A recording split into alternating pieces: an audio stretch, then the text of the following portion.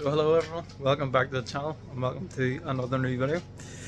Today's video we're back in Mondello for rounds 4 to 6 of the Mondello Masters Championship. If you watched my last video you'll know that we had a bit of an off at a recent track day, but glad to report that we managed to get the bike fixed up. I've spent all week working on the bike and Kev's helped me a great bunch as well. Late nights every night since Monday night. Just we're waiting on parts arriving all last week and they all arrived Monday and Tuesday, so it was flat out to get the bike ready, and the bike is ready, but you can see here we're still doing like final preps. Kev's got the spray painted and we're just touching up the fairing. The front fairing that we were using, or the top fairing that we were using originally, is demolished, so we have a different front fairing on this weekend.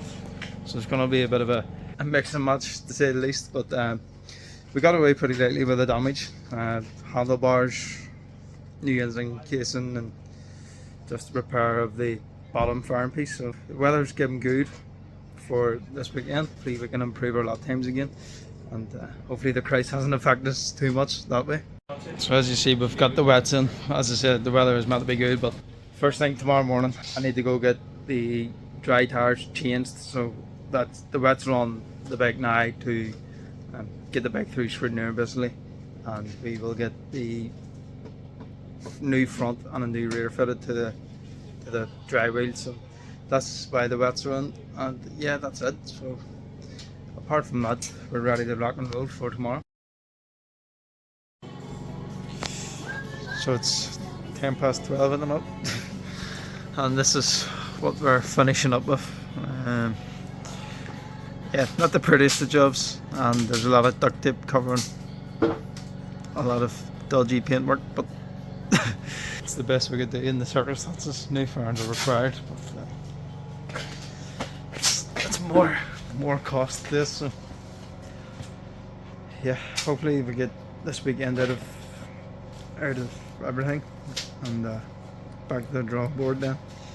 We got new fairings ordered and hopefully they'll be made and arrive sprayed in time for the end of June. So yeah, just fingers crossed it all goes ahead. This side of the bike looks good. Well, looks the way it was but it's the far side that is the worrying side, but yeah, should hold out for the weekend. So it's now Saturday morning. Sidecars are just out for their qualifying session. There's a Super Twin session and then us on the 400. So bikes past scrutineer and everything like that sorted. They were making a bit of a complaint about the GoPro, but we got that sorted. Just a miscommunication in the technical rigs. So we'll have to change that for the next time we're here, but I don't know, the rigs say one thing and they're saying another, so I went by the rigs. It is what it is, so we'll change that for the next day to keep everyone happy. And this is Steve's second bike.